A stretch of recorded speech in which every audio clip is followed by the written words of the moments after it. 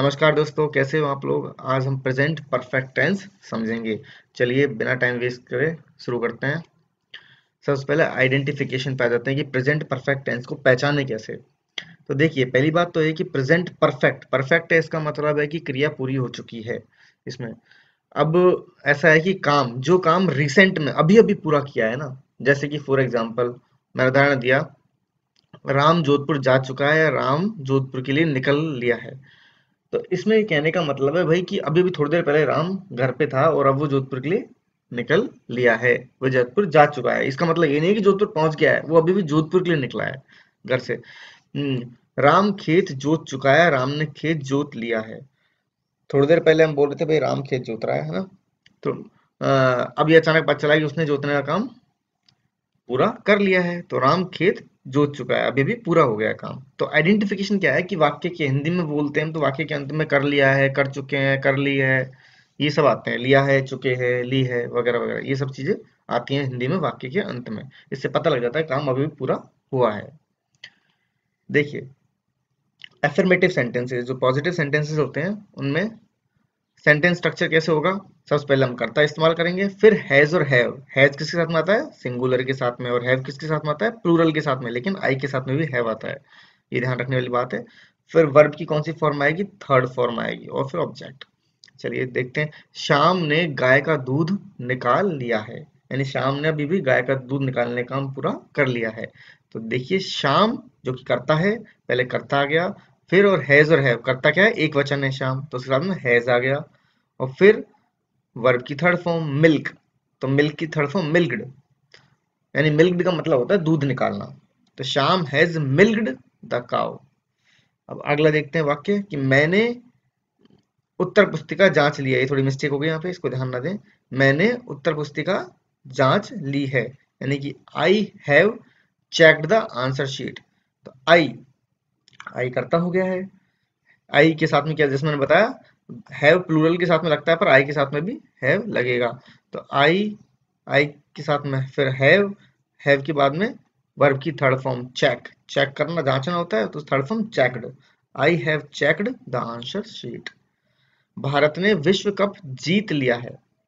भारत ने अभी अभी विश्व कप जीत लिया है, इसका कहने का मतलब ये है कि अभी विश्व कप जीतने का जो कार्य है वो पूरा हुआ है। तो इंडिया करता हो गया, इंडिया एक वचन, साथ में हैज, इंडिया हैज। और विन, विन की थर्ड फॉर्म वॉन। तो India has won the world cup. तो इस तरह से ये बनेंगे पॉजिटिव या एफर्मेटिव सेंटेंसेस, जिसमें कर्ता, कर्ता के बाद में हैज या हैव, और फिर वर्ब की थर्ड फॉर्म, फिर ऑब्जेक्ट। इस तरह से ये वाक्य होंगे। चलिए नेगेटिव सेंटेंसेस देखते हैं। नेगेटिव में क्या है? सबसे पहले कर्ता, कर्ता के बाद में हैज और हैज और हैव के बाद में नॉट, और फिर वर्ब की थर्ड फॉर्म, और फिर ऑब्जेक्ट।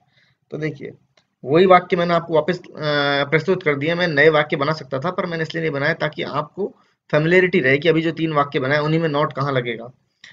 देखिए, श्याम ने गाय का दूध नहीं निकाला है। अब एक चीज गौर करने वाली बात यह है, जैसे ये वाक्य थे, यहाँ श्याम ने गाय का दूध निकाल लिया है, पर क्योंकि हिंदी में बोलते वक्त थोड़ा परिवर्तन तो आता है, जब नहीं लगाया है, तो श्याम ने गाय का दूध नहीं निकाला है। ऐसे बोलेंगे श्याम ने गाय का दूध नहीं निकाल लिया है, तो अटपटा लगता है, गलत लगता है। इसलिए श्याम ने गाय का दूध नहीं निकाला है। आप इससे कंफ्यूज ना हो, ये भी प्रेजेंट परफेक्ट टेंस ही है। यानी उसने अभी निकालने का काम नहीं किया, इसलिए श्याम ने गाय का दूध नहीं निकाला है। शाम करता, उसके बाद में हैज, एक वचन है इसलिए हैज, और फिर नॉट। हैज और हैव के बाद में नॉट आता है। शाम हैज नॉट, फिर वर्ब की third form milk the cow. उसी तरह से मैंने उत्तर उत्तर पुस्तिका नहीं जांची है। I have not checked the answer sheet. अब देखिए, आई करता, सब हैव, और हैव के बाद में नॉट, और फिर चेक द आंसर शीट। मैं, अब उधर तो क्या था, मैंने उत्तर पुस्तिका जांच ली है, यानी जांचने का काम पूरा हो गया है। और यहाँ मैंने उत्तर पुस्तिका नहीं जांची है, जांची है। लिया है, चुका है, चुकी है, लास्ट में नहीं आ रहा, क्योंकि नॉट लगाने के बाद में हिंदी में बोलने में भी परिवर्तन आ जाता है। तो कंफ्यूज ना हो, मतलब मैंने सेंस समझो, अर्थ समझो। मैंने उत्तर पुस्तिका नहीं जांची है, इसका मतलब मैंने अभी जांचने का काम पूरा नहीं किया है। I have not check the answer sheet. Bharat ने विश्व कप नहीं जीता है। India has not won the world cup. चलिए अब आगे देखते हैं इंटरोगेटिव। इंटरोगेटिव दो तरीके से बनते हैं। एक तो हेल्पिंग वर्ब से जो वाक्य शुरू होते हैं इंग्लिश में। अब जब हेल्पिंग वर्ब से इंग्लिश में वाक्य शुरू होते हैं, उनको हिंदी में बोलते हैं, तो जो वाक्य की शुरुआत होती है वो क्या से होती है, किससे होती है? क्या से। जैसे कि क्या श्याम ने गाय का दूध निकाल लिया है, तो ये क्या है कि ये हिंदी में क्या आएगा, इसका मतलब है कि इंग्लिश में बनाते वक्त हमको हेल्पिंग वर्ब से वाक्य शुरू करना है, ये पहचान है इसकी। तो क्या श्याम ने गाय का दूध निकाल लिया है, तो हैज या हैव सबसे पहले आएगा, फिर सब्जेक्ट आएगा, फिर वर्ब की थर्ड फॉर्म, फिर ऑब्जेक्ट। तो क्या हैज और श्याम करता, उसके बाद में हैज है के बाद में करता, तो हैज श्याम, फिर वर्ब की थर्ड फॉर्म यानी कि milked the cow, has Shyam milk the cow. और क्या उसने उत्तर पुस्तिका जांच ली है, यानी कि क्या उसने उत्तर पुस्तिका जांचने का काम पूरा कर लिया है।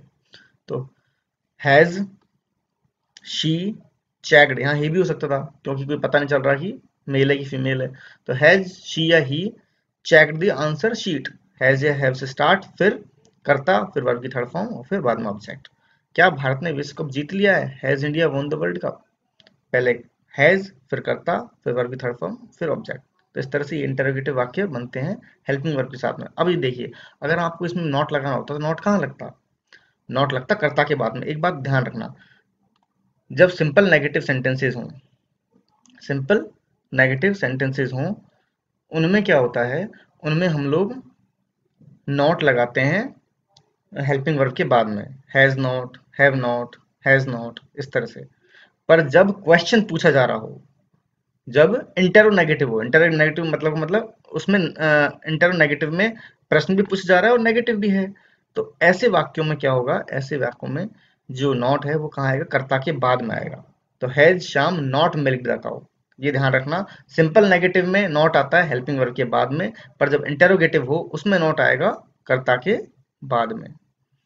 इसी तरह से डब्ल्यू एच वर्ड से जब बनेंगे तो उसमें भी नॉट कर्ता के बाद में ही आएगा। सेंटेंस स्ट्रक्चर देखते हैं पहले डब्ल्यू एच वर्ड वाले सेंटेंसों का।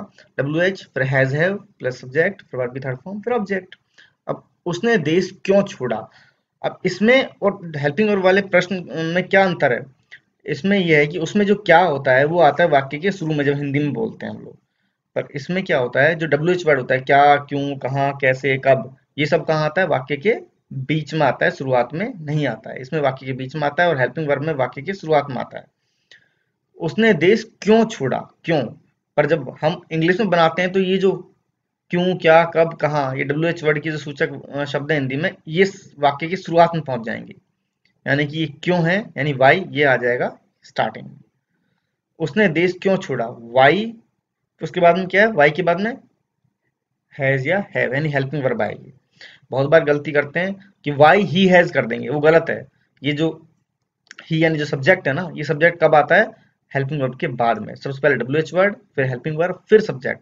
तो वाई हैज ही, फिर वर्ब की third form left the country, यानी W H word, has have, subject और वर्ब की थर्ड फॉर्म।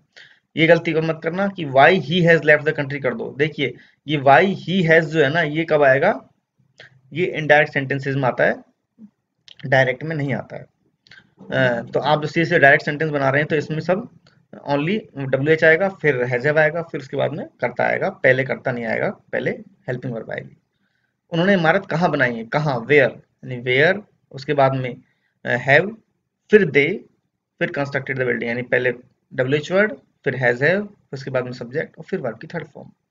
हमने क्या किया है, what have we done, what यानी क्या, फिर हैव या हैज, तो हैव आएगा, हैव क्यों आया, क्यों करता वी है, फिर उसके बाद में करता और फिर वर्ब की थर्ड फॉर्म। तो हमने क्या किया है, व्हाट हैव वी डन। इस तरह से ये हमारी आज का चैप्टर यहाँ खत्म होता है। आई होप आपको समझ में आया होगा, बहुत ही सिंपल चैप्टर था। पहले पहचान की हमने कि भाई काम रिसेंटली कर लिया गया है या कर चुके हैं, अभी अभी पूरा हुआ है, यही सबसे बड़ी पहचान है।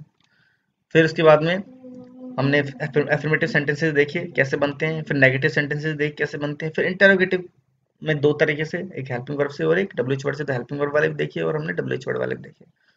इस तरह से हमारी एक्सरसाइज आज की खत्म होती है। आई होप आपको चैप्टर समझ में आया होगा। अगर वीडियो पसंद आई है तो लाइक करें और शेयर करें और कमेंट करके बताएं कि क्या चीज़ें समझ में नहीं आई हैं। जो भी क्वेरीज हैं आप कमेंट में लिख सकते हैं और किन पे आपको वीडियोस चाहिए आगे वो भी बता सकते हैं। और आप चैनल को सब्सक्राइब जरूर करें, बेल आइकन पे क्लिक करें।